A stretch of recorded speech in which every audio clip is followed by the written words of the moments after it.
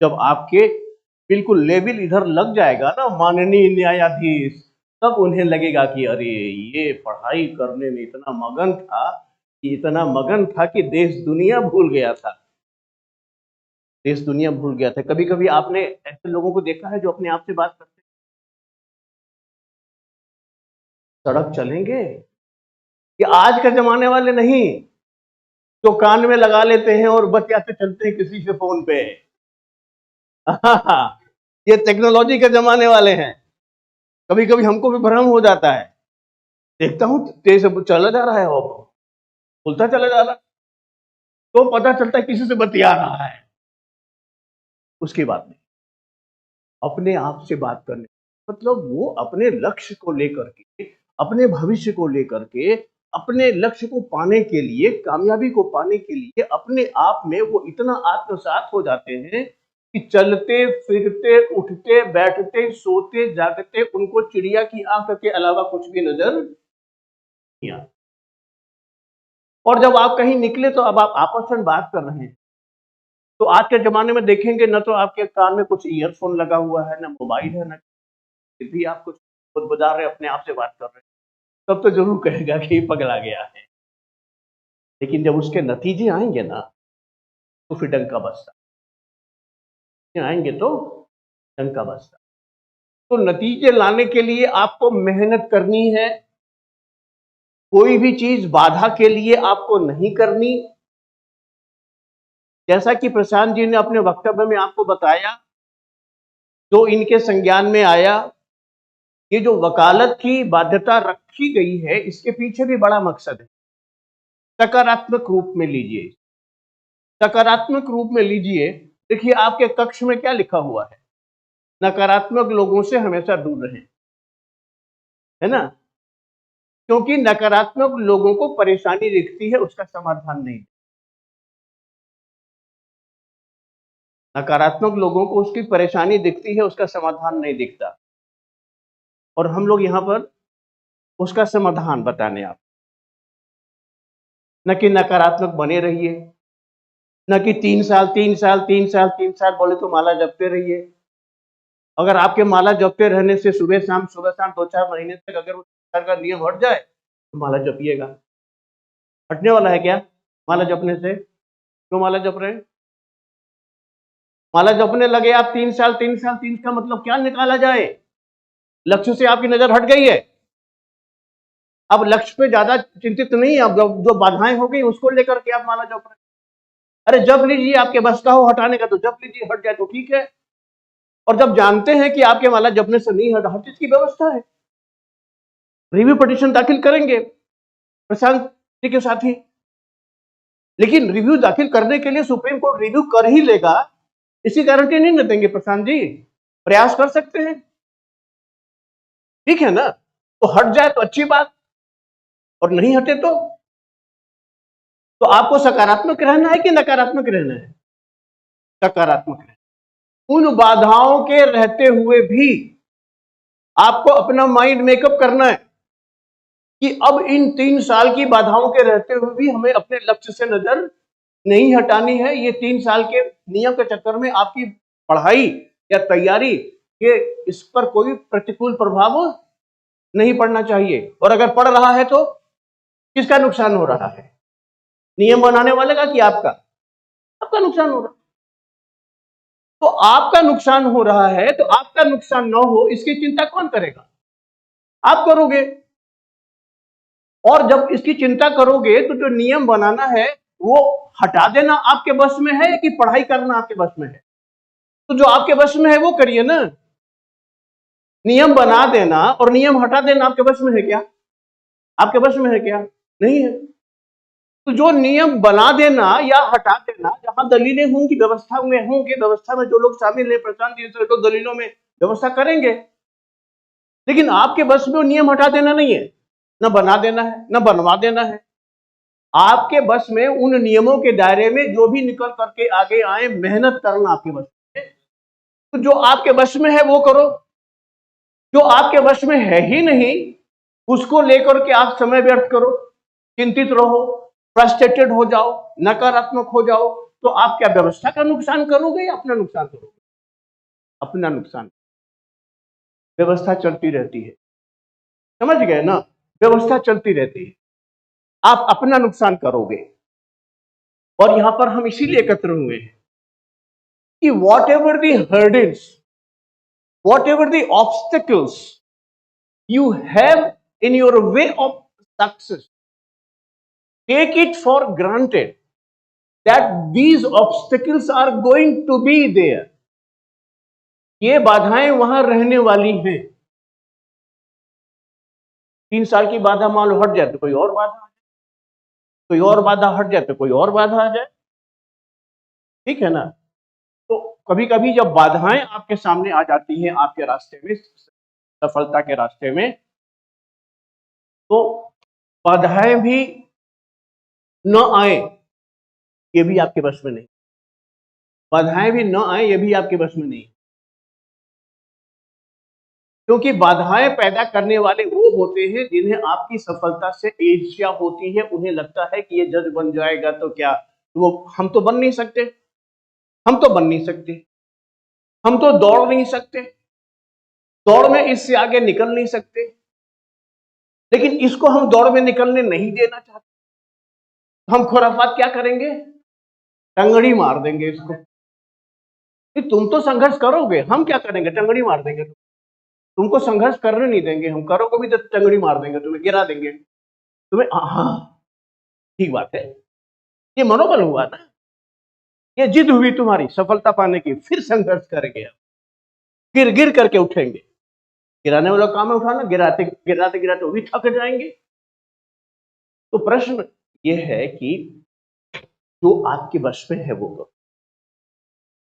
बाधाएं होना या न होना आपके वश में नहीं। बाधाएं नहीं है, बहुत अच्छी बात है, आप भाग्यशाली समझना अपने आप। अगर बाधाएं हैं तो भी परेशान नहीं होना। बाधाओं को पार करते हुए रास्ता निकालना, ये जतन आपको करना है। आप पढ़ाई करते हैं, आप पढ़ाई करते हैं, कानून के मान लीजिए 20 विषय हैं और उसमें 2-4 विषय ऐसे हैं जो आपको बहुत अच्छे आते हैं। इंडियन पेनल कोड बहुत अच्छा आता है, संविधान बहुत अच्छा आता है, सीआरपीसी बहुत अच्छी आती है, बहुत अच्छी आती है, लेकिन फैमिली लॉ से बड़ा डर लगता है। ट्रांसफर ऑफ प्रॉपर्टी एक्ट से बड़ा टेक्निकल है, गुणा भाग हो नहीं पाता। ये खेती खरियाने वाले कानून बहुत परेशान करते। तो जो कानून कठिन है, जो आपके लिए सरल नहीं है, वो क्या है? बाधाएं हुए ना आपकी सफलता में, आपकी सफलता में बाधाएं हुए ना। जो कानून आपको अच्छी तरह से आते हैं, बहुत अच्छा, लेकिन जो कानून थोड़ा सा आप डरते हैं या आप उतनी अच्छी पकड़ या समझ नहीं है, तो ये कानून की समझ न होना आपके सफलता के रास्ते में बाधा उत्पन्न हो रही है कि नहीं उत्पन्न हो रही? तो ये बाधा तो किसी ने बाहर से नहीं पैदा की, ये तो आपकी अपनी बाधा है, आपकी अपनी बाधा है। तो ये बाधा कैसे दूर होगी? जब आप ठान लोगे कि अगर हमें फैमिली लॉ या ट्रांसफर प्रॉपर्टी एक्ट ठीक से नहीं आता है तो हम कमर कस के बैठ गए। जो हमारे को विषय अच्छे आते हैं उन पे थोड़ा कम समय देना है, जो हमको विषय कम नहीं आते हैं, जिस पर कॉन्फिडेंस नहीं है, उस पर ज्यादा विषय करके तैयारी करके उन सबको उन्हीं के समझ आना है। लाना पड़ेगा कि नहीं लाना पड़ेगा, या उनको छोड़ देना पड़ेगा? छोड़ने से काम चल जाए तो चला लो, छोड़ने से काम चले तो चला लो। 10 विषय हैं तो 2 अच्छे नहीं आते हैं, लेकिन सवाल उससे ही पूछे जाएंगे, तो छोड़ सकोगे उसे? एलएलबी पास नहीं करना है, वो 2 विषय छोड़ करके आप एलएलबी तो पास कर लोगे, लेकिन आपको प्रतिस्पर्धा में आगे रहना है। एक एक नंबर की लड़ाई है, एक एक नंबर की लड़ाई है। एक 2 3 4 सवाल छोड़ दिए ये सोचकर कि ये विषय हमारे लिए अच्छे तैयार नहीं, ये सवाल आएगा तो छोड़ देंगे, आप बहुत बड़ा खतरा मोल लेने जा रहे हैं, क्योंकि आप सवाल छोड़ देने का जोखिम नहीं उठा सकते। क्योंकि अगर इतने नंबर कम हो गए, आप मेरिट में वहां जाकर टिकेंगे। परीक्षा तो पास कर लेंगे आप पीसीएसडी की, तो परीक्षा पास कर लिया तो चलेगा है? परीक्षा पास कर लिया तो चलेगा? हाँ, फिर क्या होगा? नहीं, नहीं, मैं ये कह रहा हूँ कि पीसीएसजे की परीक्षा पास कर लोगे तो चलेगा?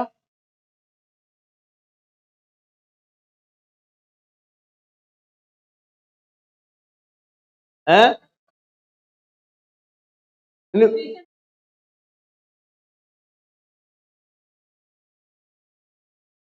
नहीं, चलो कोई दिक्कत नहीं, कोई दिक्कत नहीं। मैं कोई दिक्कत नहीं, तो आएगा समय के साथ। मैं ये पूछ रहा हूँ, मैं ये कह रहा हूँ कि एलएलबी की परीक्षा पास कर लेना और पीसीएसजे की परीक्षा पास कर लेना, दोनों एक ही चीज है कि अलग अलग चीज? क्या डिफरेंस है?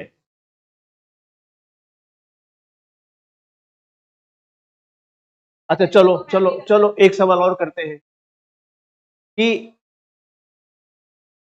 मान लो 50 जगह निकली, और 50 जगह निकली और उसके लिए 20,000 बच्चों ने फॉर्म भरा, ठीक है ना? और प्रीलिम परीक्षा हुई और उन 50 जगहों के लिए 500 बच्चों ने प्रीलिम परीक्षा पास कर ली, तो 500 बच्चों ने प्रीलिम परीक्षा पास कर ली जुडिशरी की, चलेगा? चलेगा? Are you happy? Are you happy? क्यों? अरे प्रीलिम परीक्षा पास कर दिया, खुश रहा करो। तो कंपटीशन मतलब पास करना पर्याप्त नहीं हुआ ना? यही कहलवाना चाहते थे आपसे, यही कहलवाना चाहते थे आपसे। एलएलबी परीक्षा भी पास कर लोगे, जुडिशरी की परीक्षा भी पास कर लोगे, लेकिन आपको परीक्षा पास करने से कुछ नहीं मिलने वाला। आपको मिलने वाला है, जगह कितनी है? 50। और परीक्षा कितने लोगों ने पास की है? 500 लोगों ने।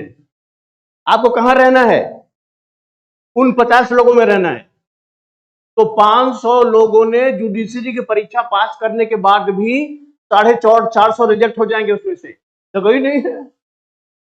50 ही लिए जाएंगे ना, ऊपर से मेरिट में 50 लिए जाएंगे, आप 450 से रिजेक्ट कर दिए जाएंगे। आप बोलोगे पास तो हो गए थे यार हम।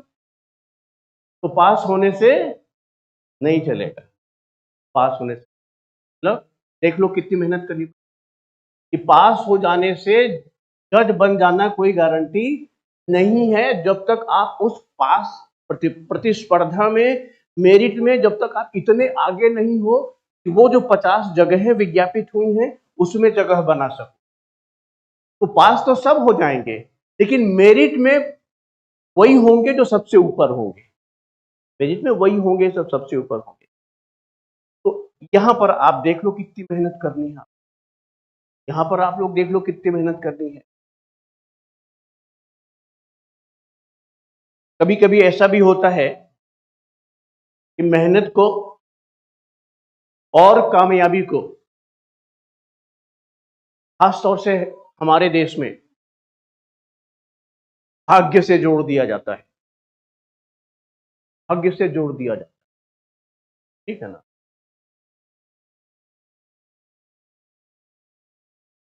आप मेहनत बिल्कुल मत करना, तैयारी बिल्कुल मत करना,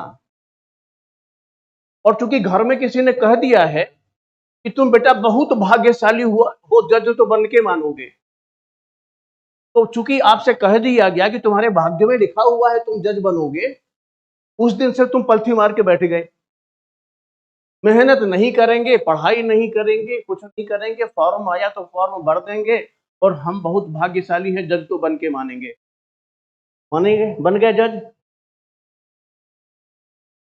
भाग्य भी आपकी मदद नहीं करने वाला, और किस्मत भी हमेशा किसका साथ देती है? बहादुरों का। किस्मत हमेशा बहादुरों का साथ देती है। अगर तुम भाग्यशाली हो, अच्छी बात है, भाग्यशाली हो, अच्छी बात है, लेकिन उस भाग्यशाली होने का फल आपको तब तक नहीं मिलेगा जब तक कि आप उस स्तर की मेहनत नहीं करोगे, वहां तक पहुंच सको। तो तुम्हें भाग्य क्या करेगा? पीछे से थोड़ा सा पुश करेगा, ये नहीं कि उठा के यहां लेके बैठा देगा कि लो तुम भी क्या याद करोगे, ऐसा कुछ। जादू कुछ नहीं होता, चमत्कार कुछ नहीं होता। और जब मेहनत करते हो तो किस्मत भी मेहनत करने वालों का साथ देती है, किस्मत भी बहादुरों का साथ देती है। और बहुत से जुनूनी ऐसे होते हैं जब चयन उनका हो जाता है तो लोग कहा करते हैं तुम बहुत भाग्यशाली थे इसलिए जज चुन लिए गए। वो उनका प्रतिवाद करते हैं और कहते हैं भाग्य वाग्य कुछ नहीं, मेहनत किया हूं तो पाया हूं, ये मेरे मेहनत का फल है, भाग्य वाग्य कुछ नहीं हो। समझ गए ना? तो मेरा कहने का मतलब ये है कि मेहनत मेहनत में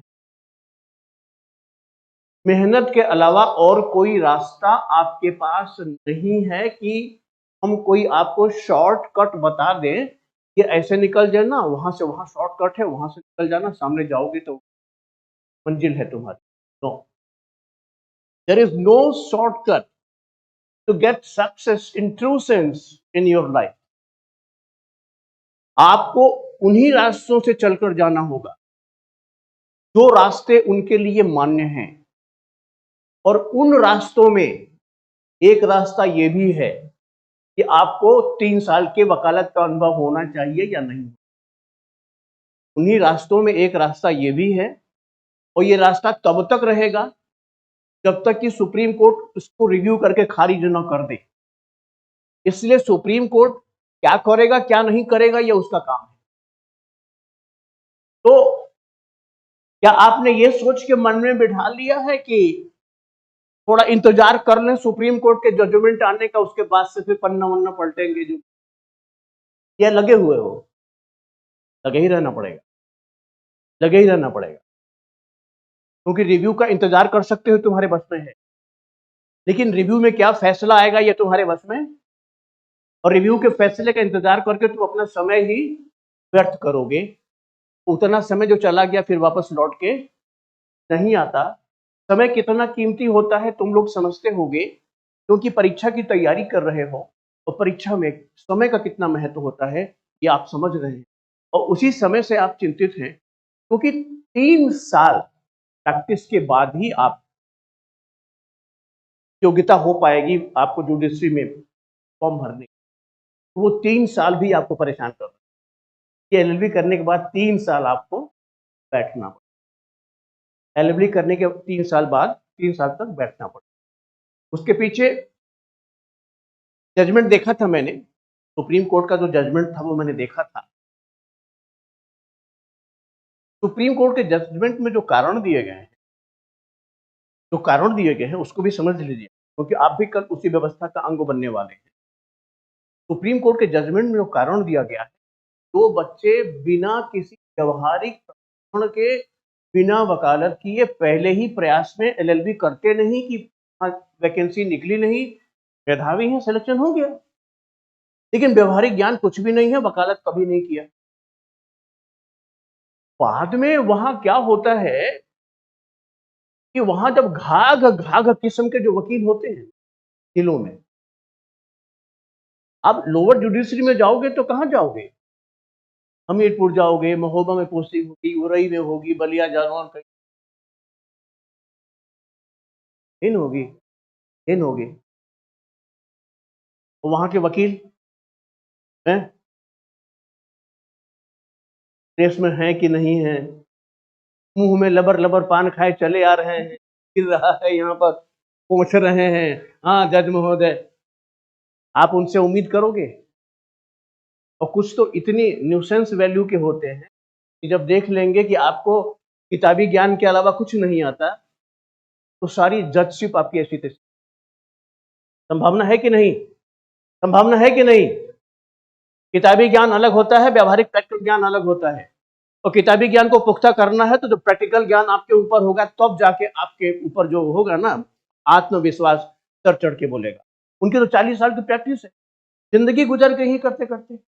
आप जुमा जुमा गए हो वहां पर पर्टिकुलर जज के रूप में, अब वो आता ही टेढ़ा एकदम से ऐंठता हुआ आएगा, बोलेगा नए नए जज साहब बैठे हैं, तो आपकी परीक्षा लेने पहले ही दिन ऐंठता हुआ आएगा।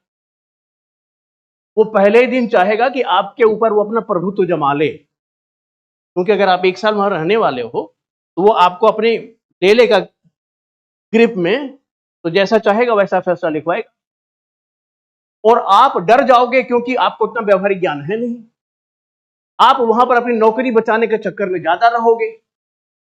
जैसे ही वो बहस करेगा उसके प्रभाव में आ जाओगे, तो ये आप सफल जज कहे जाओगे या पराजित कहे जाओगे? पराजित कहे। नौकरी पा जाने, जज बनने के बाद भी आपको विजय पताका लहरानी है। ये नहीं कि पराजित होकर के, सस्पेंड होकर के चले आना। जजमेंट लिखना नहीं आ रहा है, सस्पेंड कर दिए गए आप, हाई कोर्ट ने सस्पेंड कर दिया। अच्छा लग रहा है कि बुरा लग रहा है? सही है। अच्छी खासी तैयारी करके गए और वहां पर जजमेंट आपने दे दिया। जजमेंट होता है, जजमेंट की एक अपनी भाषा होती है, और आपको व्यवहारिक ज्ञान है नहीं।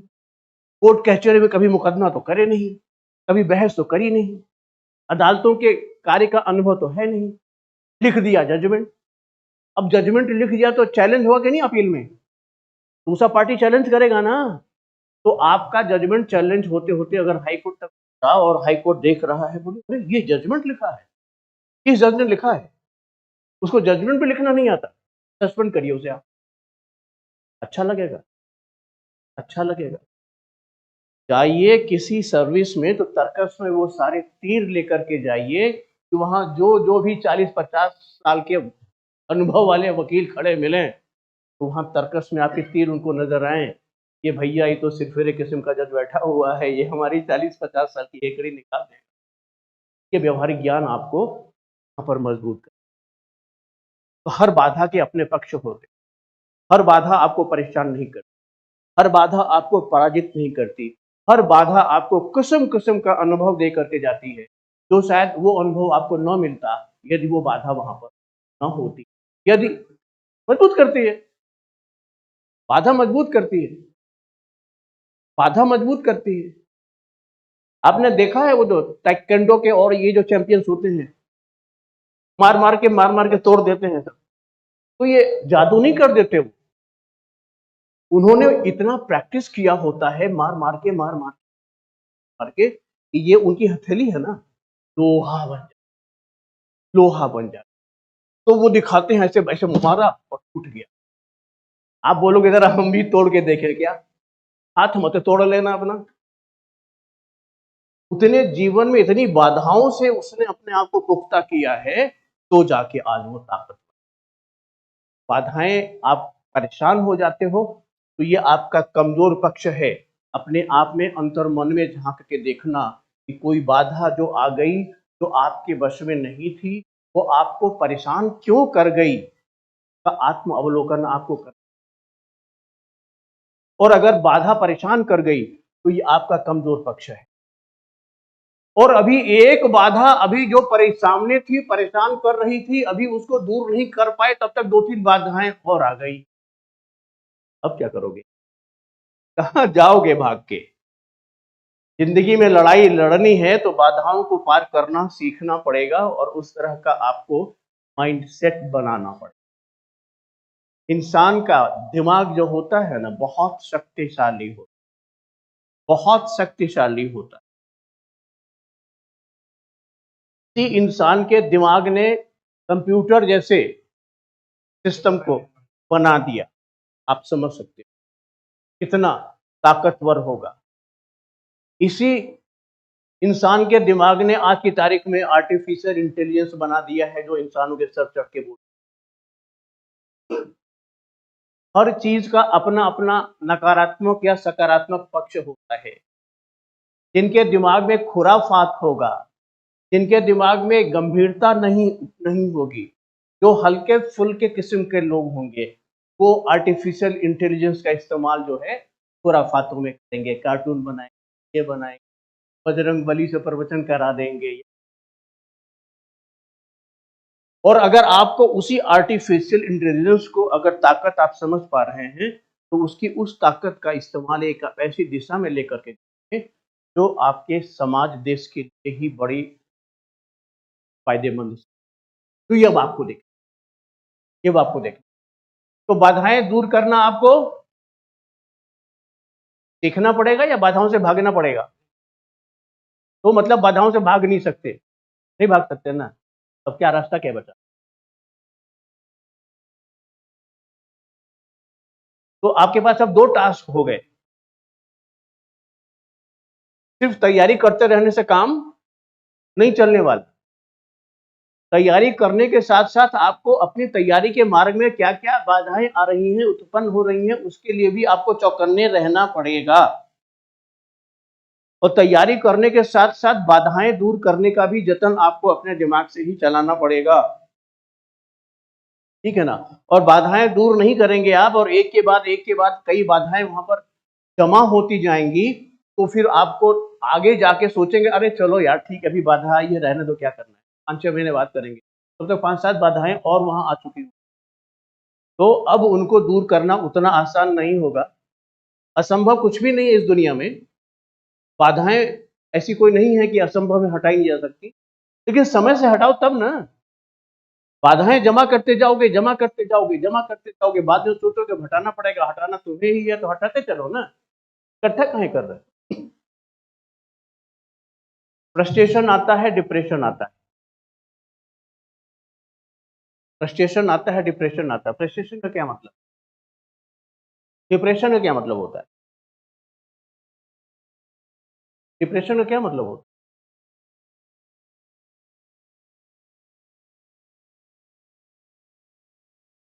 तो डिप्रेस हो जाओ।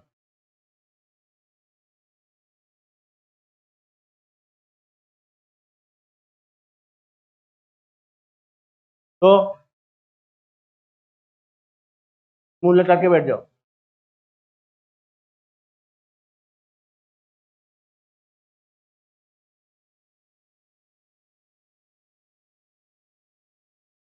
नेगेटिव थॉट्स का, ठीक कह रहे हो तुम। Depression, depression, depression, depression, depression वो अवस्था होती है दिमाग की जब चीजें आपके अनुसार घटित नहीं होती। आप पाना कुछ और चाहते हैं, मेहनत कुछ और चाहते हैं, हो कुछ और रहा है, मेहनत का फल नहीं मिल रहा है, आपको झुंझलाहट होती है, चिंता होती है, फ्रस्ट्रेट हो जाते हैं। क्यों करें मेहनत, साला हम 3 साल से मेहनत कर रहे हैं और वो जो है बगल वाला लड़का को कुछ नहीं आता था, वो तो जज बन गया। हम तो जब आप तुलना करेंगे तो क्या होगा, फ्रस्ट्रेशन होगा, frustration, frustration, frustration, depression, depression, depression.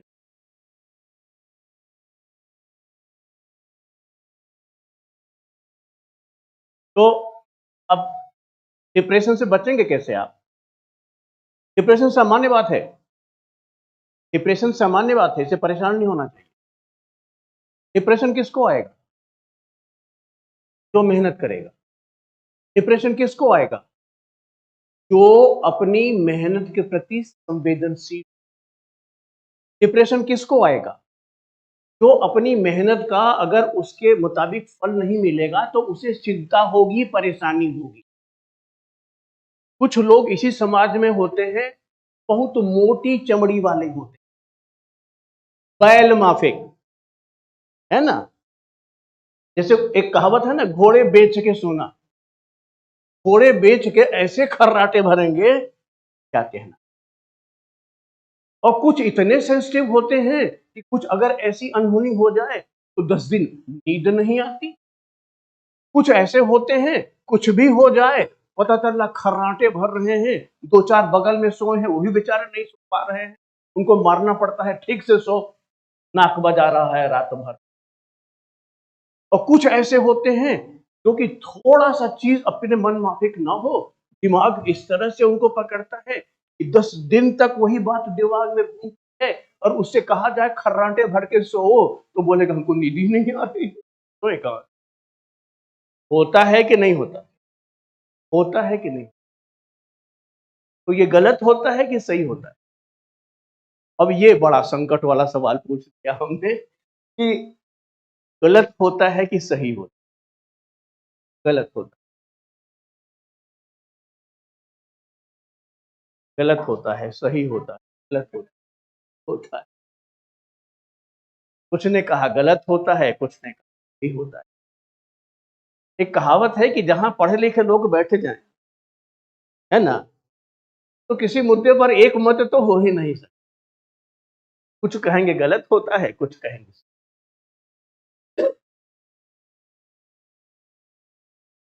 मैं बताता हूं, गलत भी होता है, सही भी होता है। ये आपका अप्रोच है, ये आपके का अप्रोच है कि उसको आप किस रूप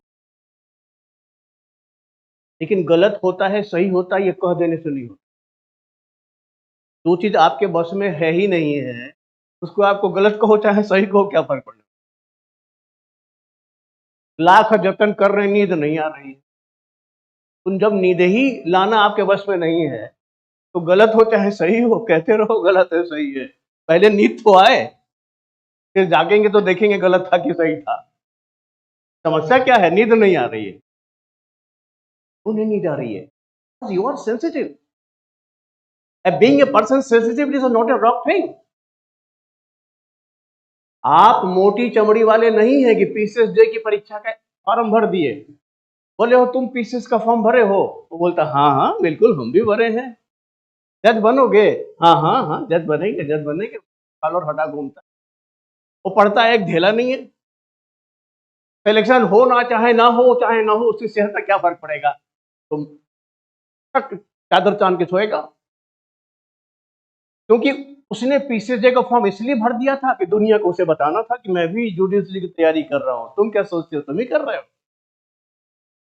पढ़ाई नहीं कर रहा हूं। तो क्या उसको सफलता होने की चिंता होगी? सफलता होने की चिंता किसे होगी? सफलता होने की चिंता उसे होगी जो मेहनत खूब जम के किया है और इतना संवेदनशील है कि उसको इस बात की पूरी अपेक्षा है कि उसका सिलेक्शन होगा, लेकिन उसका सिलेक्शन नहीं हुआ। सिलेक्शन इसलिए नहीं हुआ कि वो कहीं कम था, सिलेक्शन इसलिए उसका नहीं हुआ कि जिसका हो गया वो उससे कहीं ज्यादा ठीक। यही ना बात होता है। तो सिलेक्शन जिसका हो गया या जिसका नहीं हुआ, तो आप मानते हो ना कि आपका सिलेक्शन नहीं हुआ तो वो आपसे कहीं बेहतर था, उसका हो गया, ठीक है ना। जब टीमें हारती हैं खेल में, तो हारी हुई टीम जीती हुई टीम को बधाई देती है और बयान क्या देती है? जो टीम अच्छा खेली वो जीती, हम अच्छा नहीं खेले हम हारे, हमारे अंदर कहीं कमी रह गई थी, हमारा सिलेक्शन नहीं हुआ। जिसका हुआ जाहिर तौर पर हमसे बेहतर रहा होगा। किसकी नजर में?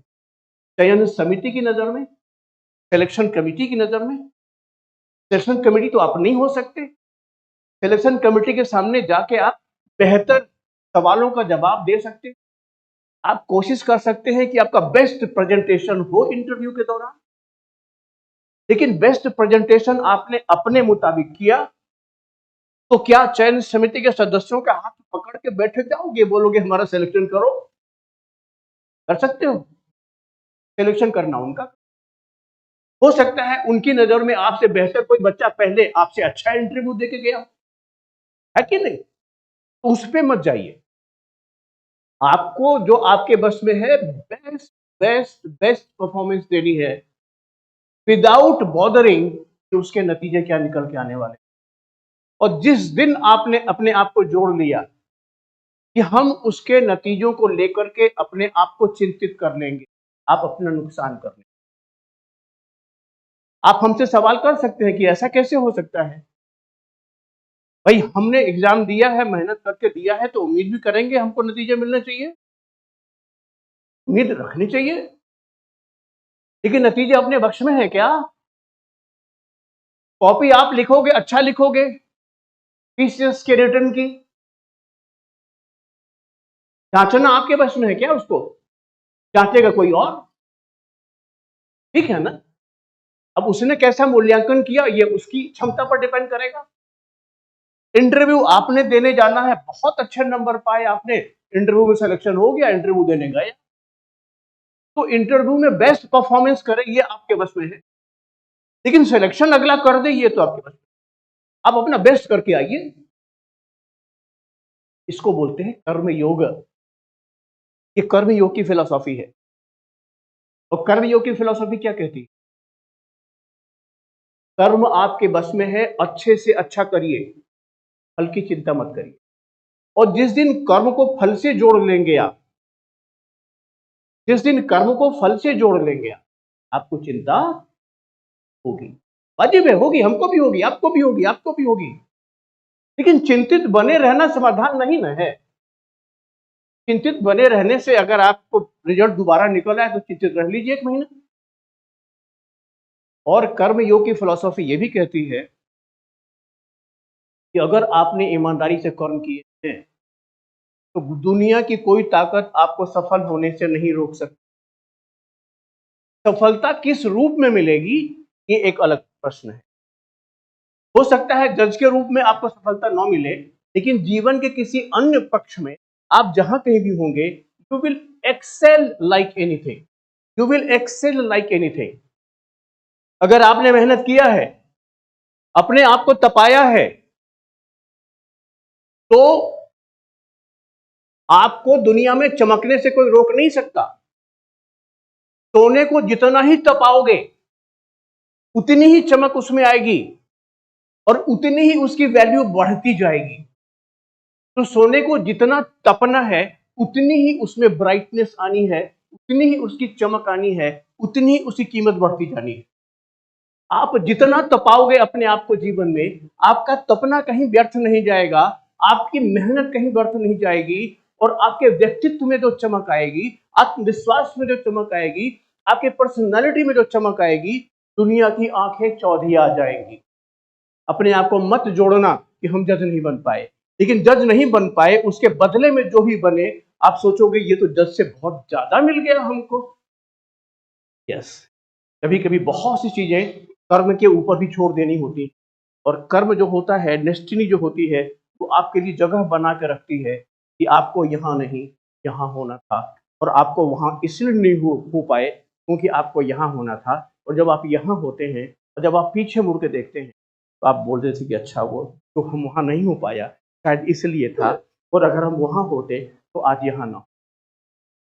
That's positive approach, that's positive approach, न कि डिप्रेशन में आ जाना। और इंसानों के लिए डिप्रेशन आना बहुत अच्छी बात है, आपके लिए डिप्रेशन आना बहुत अच्छी बात है, सकारात्मक है।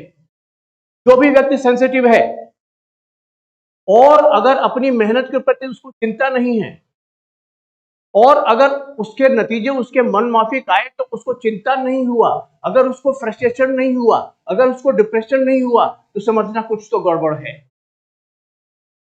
अगर उसको डिप्रेशन नहीं आता है तो समझना कुछ तो गड़बड़ है, क्योंकि अगर आप ह्यूमन बीइंग हैं तो डिप्रेशन में तो आएंगे, नहीं आ रहे हैं तो गड़बड़ है, आए हैं तो बोले अच्छा है, ठीक है, क्योंकि आप उसके प्रति चिंतित हैं, अपने आप को उससे जोड़ के रखा हुआ। और डिप्रेशन क्या करता है? इंसान को अंदर से मजबूत। एडवर्सिटीज क्या करती है? They make you strong from with in, they make you strong from with in. और जब आप अंदर से मजबूत होते हैं तब आप ऊंचाइयां चढ़ रहे हो। दो गुब्बारे होते हैं, एक गुब्बारे में हवा भरी है, एक गुब्बारे में गैस भरी है। एक गुब्बारे के अंदर हवा भरी है, एक गुब्बारे के अंदर गैस भरी है। जो हवा भरी है गुब्बारे की वो नीचे गिर जाता है, जो गैस भरी है गुब्बारे की वो ऊपर चला जाता है। क्यों जाता है? मतलब वो गुब्बारा ऊपर इसलिए गया क्योंकि महत्वपूर्ण बात यह है कि उसके अंदर क्या था, उसके अंदर क्या था। आप अगर जीवन में ऊंचाइयां चढ़ रहे हो तो मजबूत बात यह है कि आपके अंदर में क्या है, और जो अंदर में है वो 100% दीजिए, आपको सफलता मिलेगी। एक बार अब खत्म करूंगा क्योंकि क्योंकि क्या समय की कमी है, अदरवाइज अभी 2-3 घंटे घूंटी और पिलाता आप लोगों को। और आप लोग कहते कि बस करिए बहुत हो गया ये घूंटी आपकी। अरे तुम तो हमसे भी ज्यादा पागल हो, हम सोचते थे हम ही पागल हैं क्या। इंसान को जीवन में कामयाबी पानी है तो पागल होना पड़ता है, नोट कर लीजिएगा कहीं। और जब आप कामयाब होंगे और पीछे मुड़ के देखेंगे तो पता सनक, सफलता पाने की सनक। और जिस दिन आपके अंदर सफलता पाने की सनक हो जाएगी, क्या होने वाला है? सफलता आपके पीछे पीछे घूमेगी, आपको मुड़ के देखने की फुर्सत नहीं होगी कि सफलता को बटोरता चलूं या आगे निकलूं, बहुत कुछ पाना है अभी। फिर कुछ पाने को नहीं रह जाएगा। आपको लगेगा कि अब क्या लेके करेंगे यार, इतनी कामयाबी हो गई, सफलता पाने की सनक आपने पाली और इतने सफल हो गए, दुनिया भर की सफलताएं आपके पीछे पीछे घूम रही हैं और आपको पीछे मुड़ के देखने की, है ना। आप राजनीति में मत जाइएगा, इसी दुनिया में एलन मस्क जैसे लोग हैं, है ना। जरा उसका कामयाब पक्ष देखिएगा, उसका दिमाग सोचिएगा कि साला दिमाग क्या है।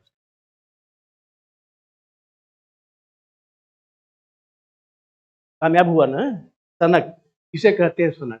और आज की तारीख में दुनिया का सबसे सबसे सबसे कुछ भी जहां भी कर लीजिए, आखिर वो भी तो इंसान ही है ना, कि आसमान से टपक के आया है। तो अगर इंसान कर सकते हैं तो हम भी इंसान कर सकते हैं, उनसे किसी माने में कम थोड़ी है। बस ये है कि सनकी होना पड़ता है, थोड़ा पागल होना, थोड़ा दुनिया टीका टिप्पणी करेगी, टीका टिप्पणी से परेशान नहीं होना है, क्योंकि आपकी कामयाबी उनके सवालों का जवाब देगी, आपकी कामयाबी उनके टिप्पणियों को। चलते चलते एक अंतिम बात आपको बता के जाता हूं। हाथ में भाग्य की रेखाएं लिखी होती है, ठीक है ना, हाथ में भाग्य की रेखाएं लिखी होती हैं। और मैंने कहा कि भाग्य नहीं, आपका कर्तव्य, आपकी मेहनत। मेहनत करोगे तो आपके भाग्य की रेखाएं जो आपके हाथ में नहीं भी लिखी होंगी वो बन जाएंगी, लिख जाएंगी।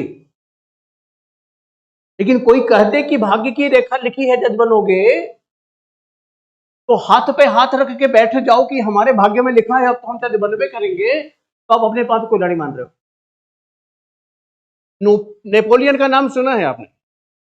नेपोलियन को सनक सवार थी कि मैं दुनिया का सम्राट बनूंगा, उसको सनक सवार थी कि मैं दुनिया का अपनी मुट्ठी में लूंगा, बहुत बड़ा सम्राट बनूंगा, पूरी दुनिया का कॉन्कर करूंगा मैं, he will conquer the entire world. Napoleon, पागल किस्म का आदमी। तो किसी ने कहा कि तुम्हारा हाथ तो देखें, तुम्हारे हाथ में कहीं सम्राट बनने की रेखा है भी कि नहीं है, हमारे पगलाए घूम रहे हो, हाथ तो देखें। तो वहां के पुरोहितों ने हाथ देखा नेपोलियन का और बोले यार तुम्हारे हाथ में वो सम्राट बनने वाली रेखा तो है नहीं, तो सम्राट क्या खाक बनोगे?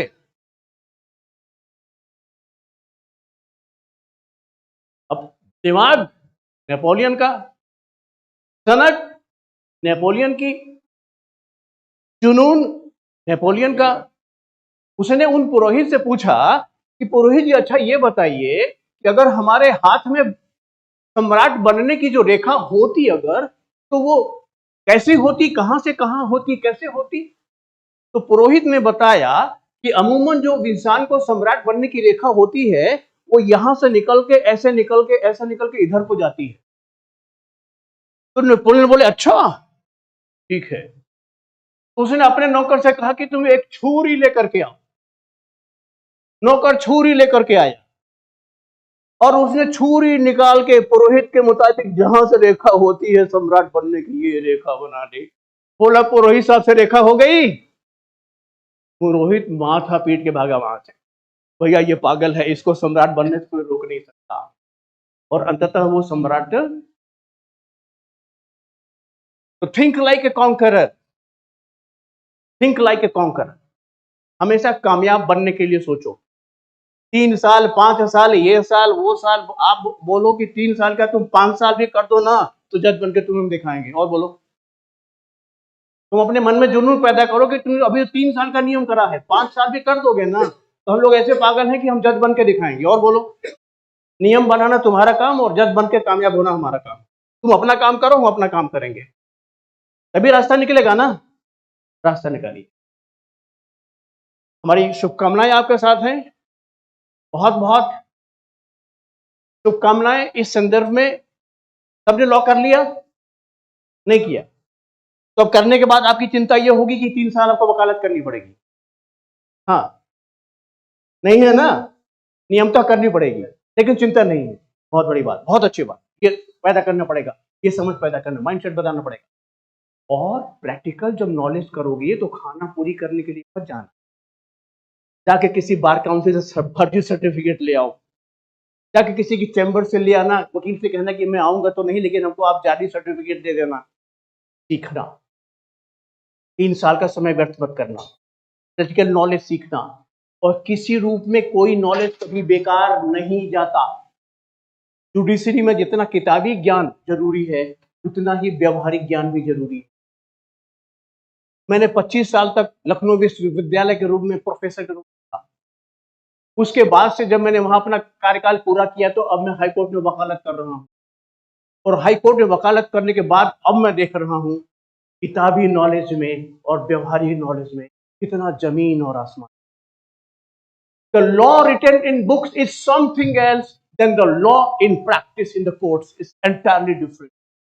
And unless and until you develop that particular understanding to understand the application of law in the court, you will not be a perfect judge. And that is the spirit behind this judgment given by the Supreme Court. What I feel.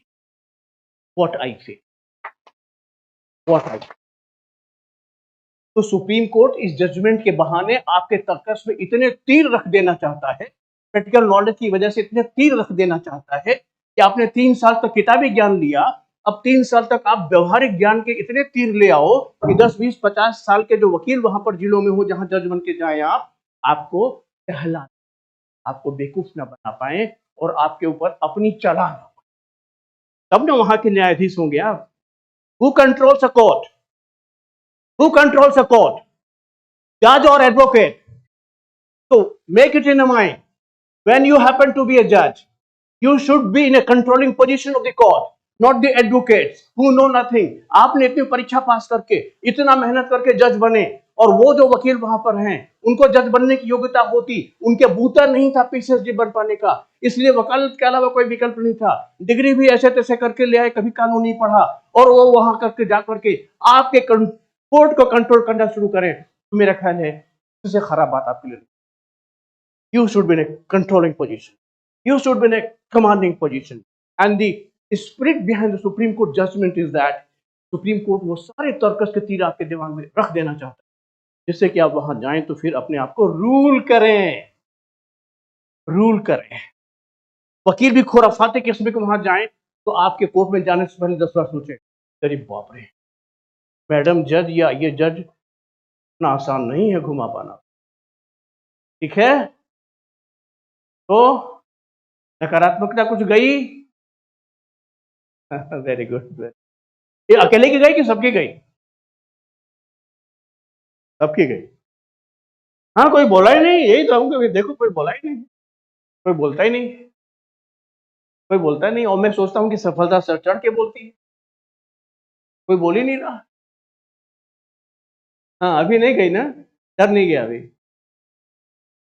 वकील बनना, वकील के बाद degree, कानून की degree के बहुत dimension हैं। वकील बनना, सॉरी, जज बनना पहली प्राथमिकता, टॉप प्रायोरिटी रखो। जज बनना, जज बनोगे या नहीं बनोगे, ही ना तो होगा। मेहनत करोगे बनोगे, नहीं करोगे नहीं बनोगे। तो एलएलएम कर लेना, एलएलएम करने के बाद एकेडमिक्स में आ जाना हमारी तरह, पीएचडी कर लेना। वकालत करके प्रैक्टिस में जाओगे तो बहुत सी पब्लिक सेक्टर यूनिट्स हैं जहां पर के लॉ ऑफिसर्स पोस्ट निकलती हैं, आप वहां के लिए क्वालिफाई कर जाओगे। कॉर्पोरेट सेक्टर्स में आप जा सकते हो। lot many money if you are a money minded, लेकिन पैसा आपके पीछे पीछे भागेगा। टीचर बन जाना, एकेडमिक्स में बन जाना, अंतिम विकल्प रूप में वकालत तो है ही। टीचर बन के मेरी तरह रिटायर होकर वकालत भी करना, लेकिन फिर उतना ज्ञान अर्जित कर, उतना ज्ञान अर्जित। ठीक है, तो सेंसिटिव होना, लेकिन सेंसिटिव को माथे पर मत आने देना। डिप्रेशन होना, लेकिन डिप्रेशन को माथे में सवार न होने देना। परेशान होना, लेकिन परेशान तुमको नियंत्रण करे ऐसा नहीं होने देना। बाधाएं आने देना, लेकिन बाधाओं को रोकने के लिए रास्ता बनाने का जुनून रखना। ये सब सारी चीजें करोगे, ये सकारात्मक पक्ष होगा और दुनिया में आगे बढ़ोगे। कोई तुम्हें आगे बढ़ने से नहीं रोक पाएगा। Thank you very much. Thank you.